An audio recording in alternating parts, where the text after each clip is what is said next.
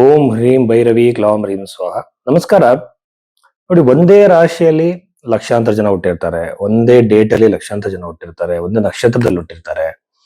ಹಾಗಿದ್ಮೇಲೆ ರಾಶಿ ಫಲ ನಿಜ ಆಗುತ್ತಾ? ಖಂಡಿತವಾಗ್ಲೂ ಸಹ ಅದನ್ನ ಟ್ರೆಂಡ್ ನ ಮಾತ್ರ ಹೇಳುತ್ತೆ, ಈ ಸಮಯದಲ್ಲಿ ಈ ತರ ಸಾಧ್ಯತೆಗಳಿದೆ ಅಂತ ಹೇಳಿ. ಬಟ್ ಅದನ್ನ ನಾವು ಎಕ್ಸಾಕ್ಟ್ ಆಗಿ, ಈಗ ನಿಮ್ಗೊಂದು ಸಾಲ ಇರ್ಬೋದು, ಅದು ಯಾವಾಗ ತೀರತ್ತೆ, ಅಥವಾ ನಿಮಗೆ ಮದುವೆ ಯಾವಾಗ ಆಗತ್ತೋ ಅನ್ನೋ ಪ್ರಶ್ನೆ ಬಂದಾಗ ಯೂಶುವಲ್ ಆಗಿ ಈ ರಾಶಿಯವರಿಗೆ ವಿವಾಹದ ಯೋಗ ಇದೆ ಅಂತ ನಿಮಗೆ ಗೊತ್ತಾಗುತ್ತೆ. ಬಟ್ ಅದು ಕನ್ಫರ್ಮ್ ಆಗೋದು ಲಗ್ನದಲ್ಲಿ, ನಿಮ್ಮ ಹಸ್ತದಲ್ಲಿರುವಂತ ರೇಖೆಗಳನ್ನ ನೋಡಿ. ಈಗ ವಿವಾಹದ ರೇಖೆ, ಶುಕ್ರ ರೇಖೆ ಆ ಏಜ್ ಟಚ್ ಆಗಿರ್ಬೇಕು ಇಂಡಿವಿಜುವಲ್ ಆಗಿ. ನಿಮ್ಮ ಲಗ್ನದಿಂದ ಕೂಡ ಯೋಗ ನಡೀತಿರ್ಬೇಕು, ದಶೆಯಿಂದ ಅನ್ನೋದು ಕನ್ಫರ್ಮ್ ಆಗ್ಬೇಕು. ರಾಶಿಯಿಂದ ಒಂದು ದೊಡ್ಡ ಟ್ರೆಂಡ್ ನ ಮಾತ್ರ ತೋರಿಸುತ್ತೆ. ಬಟ್ ತುಂಬಾ ಜನ ಏನ್ ಮಾಡ್ತಿದ್ದಾರೆ, ರಾಶಿ ಭವಿಷ್ಯನೇ ಬಹಳ ಇಂಪಾರ್ಟೆಂಟ್ ಆಗಿ ಗಮನಿಸ್ತಿದ್ದಾರೆ. ಅದು ಪ್ರಥಮವಾಗಿ ನಾವು ತಗೋಬಾರ್ದು. ಹಾಗಾಗಿ ನಿಮ್ಮ ಬರ್ತ್ ಟೈಮ್ ಒಂದೊಂದ್ಸಲ ಸರಿ ಇರಲ್ಲ, ಬರ್ತ್ ಡೇಟ್ ಕೂಡ ಸರಿ ಇರಲ್ಲ. ಅಂತ ಟೈಮಲ್ಲಿ ರಾಶಿ ಭವಿಷ್ಯನ ಬರೀ ಹೆಸರು ಮೇಲೆ ನೋಡೋದು ಅಷ್ಟು ಸಮಂಜಸ ಅಲ್ಲ.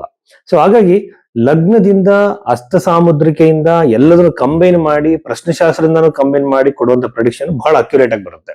ಯಾಕೆಂತಂದ್ರೆ ನಾವು layer by layer, step by step ನೋಡಿರ್ತೀವಿ. ಈಗ ಏನಾಗಿದೆ ಅಂತಂದ್ರೆ, ನ್ಯೂಮರಾಲಜಿ ಮೇಲೆ ನೋಡ್ತಾರೆ, ಅದು ನ್ಯೂಮರಾಲಜಿ ನಮ್ಮ ಜ್ಯೋತಿಷ ಅಲ್ಲ. ಹಾಗೇನೆ ಪರಿಹಾರ ಅಂತ ಬಂದಾಗ ಲಕ್ಷಾಂತರ ರೂಪಾಯಿ ಖರ್ಚು ಮಾಡುವಂತ ಕಾಸ್ಟ್ಲಿ ಪೂಜೆಗಳು ನಮ್ಮ ಋಷಿಗಳು ಹೇಳಿಲ್ಲ.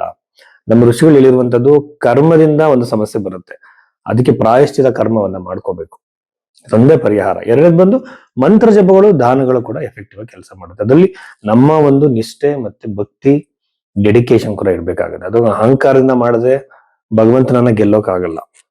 ಸೊ ಕರ್ಮವನ್ನ ಮೀರಿ ಹೋಗೋದಕ್ಕಾಗಲ್ಲ. ಕರ್ಮದ ಅದರಲ್ಲಿರುವಂತ ಫ್ರೀ ವಿಲ್ ಒಳಗಡೆ ನಾವು ಕೆಲವು ನಿರ್ಧಾರಗಳನ್ನ ತಗೊಳ್ಬಹುದು. ಇದು ದೊಡ್ಡ ಸಬ್ಜೆಕ್ಟ್, ಇದ್ರ ಬಗ್ಗೆ ಇನ್ನೊಂದ್ಸಲ ಮಾತಾಡೋಣ. ಬಟ್ ಜ್ಯೋತಿಷ್ಯ ನಿಮ್ಗೆ ಅಕ್ಯುರೇಟ್ ಆಗಿ ನಿಮ್ಮ ನಿಮ್ಮ ಭವಿಷ್ಯವನ್ನು ನಿಜ ಆಗ್ಬೇಕು ಅಂದ್ರೆ ನೀವು ಹಸ್ತ ಸಾಮುದ್ರಿಕೆ, ನಿಮ್ಮ ಜಾತಕ, ಪ್ರಶ್ನೆಶಾಸ್ತ್ರ ಮೂರನ್ನು ಕಂಬೈನ್ ಮಾಡಿ ನೋಡ್ಬೇಕಾಗುತ್ತೆ. ಇದಕ್ಕೆ ಸಾಕಷ್ಟು ಸಮಯ ಹಿಡಿಯುತ್ತೆ.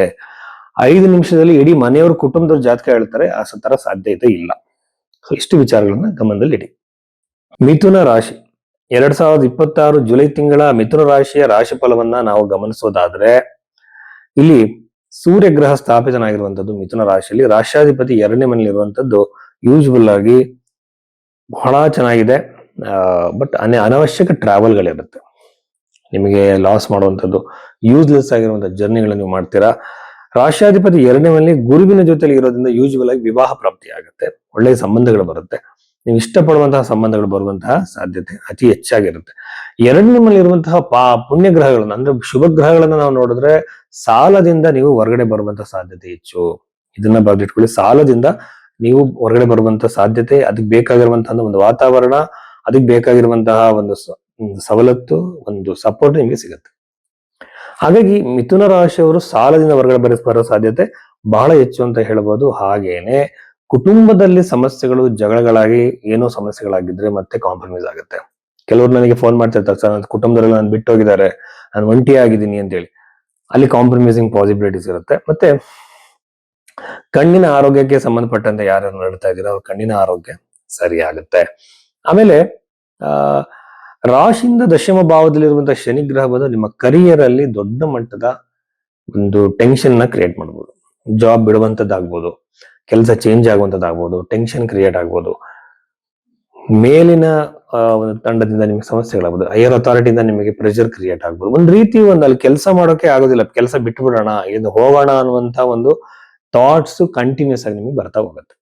ಅವಾಗ ಇದು ಏನಾಗುತ್ತೆ, ನಮ್ಮ ಬುದ್ಧಿನ ನಾವು ಅದಕ್ಕೆ ಕೊಟ್ಟಾಗ, ಜಾಬ್ ನ ಚೇಂಜ್ ಮಾಡಿದ್ರೆ ಸ್ವಲ್ಪ ದಿನ ನಿರುದ್ಯೋಗಿ ಆಗಿರ್ಬೇಕಾಗತ್ತೆ, ಇದರಿಂದ ಸಮಸ್ಯೆಗಳಾಗತ್ತೆ. ಆಮೇಲೆ ಕಮಿಟ್ಮೆಂಟ್ಸ್ ಇರುತ್ತೆ, ಕಮಿಟ್ಮೆಂಟ್ಸ್ ಕೂಡ ಕ್ಲಿಯರ್ ಮಾಡ್ಕೋಬೇಕು. ಜಾಬ್ ಬಿಡೋದಷ್ಟು ಸುಲಭ ಅಲ್ಲ.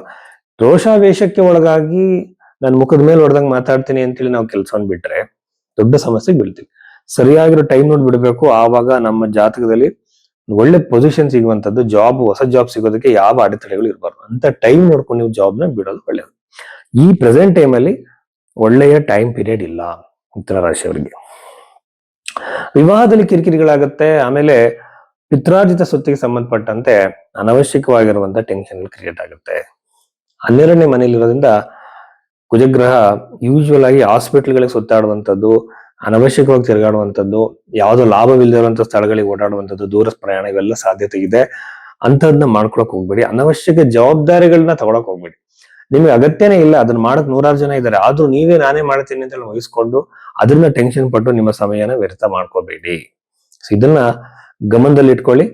ಇದು ಮಿಥುನ ರಾಶಿಯವರಿಗೆ ಸಂಬಂಧಪಟ್ಟಂತದ್ದಾದ್ರೆ, ಇನ್ನ ಬಹಳ ಮುಖ್ಯವಾಗಿ ನವಭಾವದಲ್ಲಿರುವಂತಹ ರಾಹು ನಿಮ್ಮನ್ನ ದುಶ್ಚಟಗಳಿಗೆ ನಿಮ್ಮನ್ನ ಎಳೆಯುವಂತ ಸಾಧ್ಯತೆ ಇರುತ್ತೆ. ಬ್ಯಾಡ್ ಹ್ಯಾಬಿಟ್ಸ್ ಗಳಿಗೆ. ಕೆಲವರು ಇಸ್ಪೀಟ್ ಆಡುವಂಥದ್ದು, ಆಮೇಲೆ ಆನ್ಲೈನ್ ಆಗಿರುವಂತ ಇಸ್ಪೀಟ್ಗಳನ್ನ ಆಡುವಂಥದ್ದು, ಇವೆಲ್ಲ ಕೆಲವು ಹ್ಯಾಬಿಟ್ ಗಳನ್ನ ಪಡ್ಕೊಂಡಿರ್ತಾರೆ. ಅದು ಬಂದು ಅಲ್ಲಿಗೆ ನಿಮ್ಮನ್ನ ಸೆಳೆಯುವಂಥದ್ದು ಇರುತ್ತೆ. ಅದನ್ನ ಕಂಪ್ಲೀಟ್ ಆಗಿ ಬಿಡ್ಬೇಕಾಗತ್ತೆ. ನೋಡಿ, ಮನುಷ್ಯ ತನ್ನ ಮನಸ್ಸನ್ನ ಕಂಟ್ರೋಲ್ ಮಾಡ್ಕೊಳ್ಳೋದ್ರಿಂದಾನೇ ಮೇಲ್ ಬಂದಿದ್ದಾನೆ. ಮನಸ್ಸು ಇಚ್ಛೆ ನಾವೇನೋ ಮಾಡಕ್ ಹೊರಟ್ರೆ ನಾವು ಉದ್ಧಾರ ಆಗಲ್ಲ.